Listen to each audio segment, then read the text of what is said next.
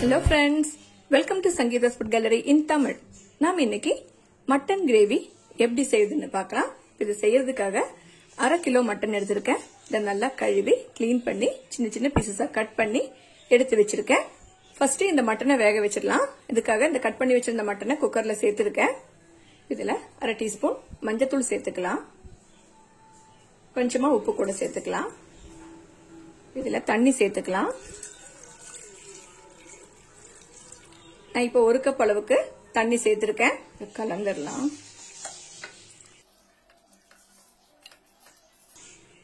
இது கலந்தாச்சு. இப்ப குக்கரை க்ளோஸ் பண்ணி வெயிட் போட்டு 5 இருந்து 6 விசில் வச்சு இதை வேக வச்சிடலாம். இந்த கிரேவிக்கு தேவையான மசாலாவை ரெடி பண்ணிக்கலாம். இதுக்காக ஒரு பேன் சூடு பண்ண வச்சிருக்கேன். இதுல 1 டேபிள் ஸ்பூன் ஆயில் சேர்த்துக்கலாம். இந்த ஆயில் சூடாயிடுச்சு. இதுல 1/2 டீஸ்பூன் ஜீரகம் சேர்த்துக்கலாம். 1 டீஸ்பூன் குருமிளகு சேர்த்துக்கலாம். 1 டீஸ்பூன் அரிசி சேர்த்துக்கலாம்.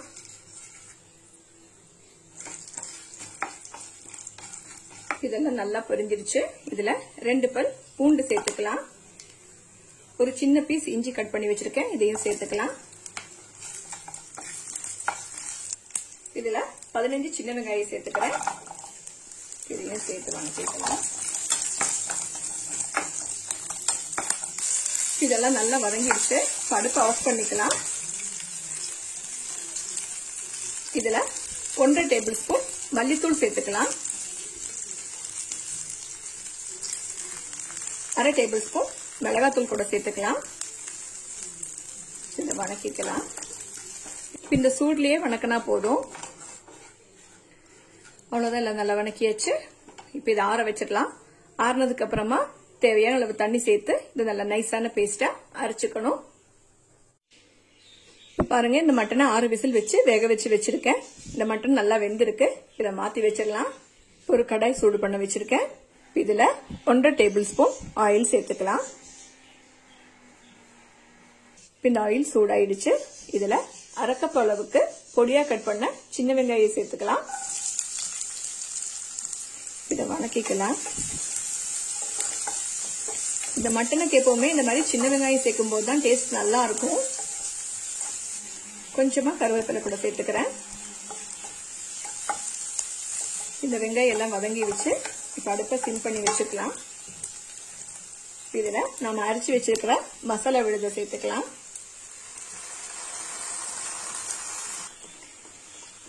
எல்லா மசாலாவையும் இதுல சேர்த்துட்டேன்.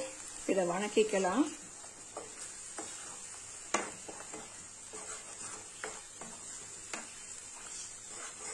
இந்த மசாலாவை நல்லா வணக்கியாச்சு. இதுல நம்ம வேக வச்சு எடுத்து வச்சிருக்கிற மட்டன் சேர்த்துக்கலாம். இந்த மட்டன் வேக வச்ச தண்ணியோடவே இதை சேர்த்துக்கிறேன்.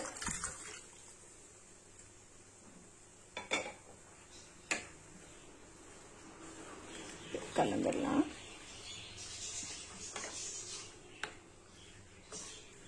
இதுல கொஞ்சமா உப்பு சேர்த்துக்கிறேன். மட்டன் வேக வைக்கும் போது ஏற்கனவே உப்பு சேர்த்திருந்தோம். இந்த கிரேவிக்கு தேவையான அளவு மட்டும் உப்பு சேர்த்தா போதும். இதெல்லாம் நல்லா கலந்தாச்சு.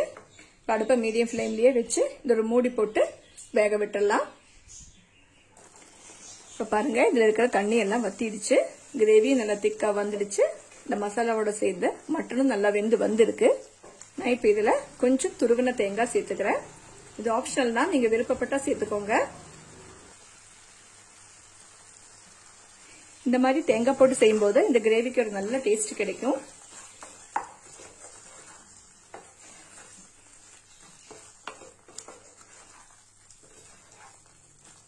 நான் இப்ப இதை மீடியம் ஃப்ளேம்லயே வச்சு ஒரு 2 நிமிஷம் கூட வேக விட்டுக்கிறேன். இப்போ உங்களுக்கு கிரேவி இந்த பதம் போதும்னா நீங்க இப்போ ஆஃப் பண்ணிக்கலாம். நான் இதை கொஞ்சம் கூட ட்ரையா தான் செய்யறேன். அதனால 2 நிமிஷம் கூட இதை வேக விட்டுக்கிறேன். அவ்வளவுதான். இதுல இருக்கிற தண்ணி எல்லாம் வத்தி கிரேவி நல்ல ஒரு திக்கான பதத்துக்கு வந்துருச்சு. அடுப்பு ஆஃப் பண்ணிக்கலாம். இதுக்கு மேல கொஞ்சம் கருவேப்பிலை தூவிக்கலாம். இதுக்கு மேல கொஞ்சமா தேங்காய் எண்ணெய் கூட சேர்த்துக்கிறேன். இந்த மாதிரி கடைசியா இதுல கருவேப்பிலையும் தேங்காய் எண்ணெயும் சேர்க்கும் போது இந்த மட்டன் கிரேவிக்கு நல்ல ஒரு ஃபிளேவரும் வாசனையும் கிடைக்கும். இந்த கலந்தாச்சு. அவ்வளோதான். சூப்பர் டேஸ்ட்ல மட்டன் கிரேவி ரெடி ஆயிடுச்சு. இது இட்லி, தோசை, சாதம், சப்பாத்தி கூட எல்லாம் சாப்பிட ரொம்ப சூப்பரான ஒரு காம்பினேஷன். நீங்களும் இந்த ரெசிபியை ட்ரை பண்ணி பாருங்க. உங்களுக்கு பிடிச்சிருந்தா லைக் பண்ணுங்க, ஷேர் பண்ணுங்க, கமெண்ட் பண்ணுங்க. என்னோட சேனலை சப்ஸ்கிரைப் பண்ணுங்க. தேங்க்ஸ் ஃபார் வாட்சிங்.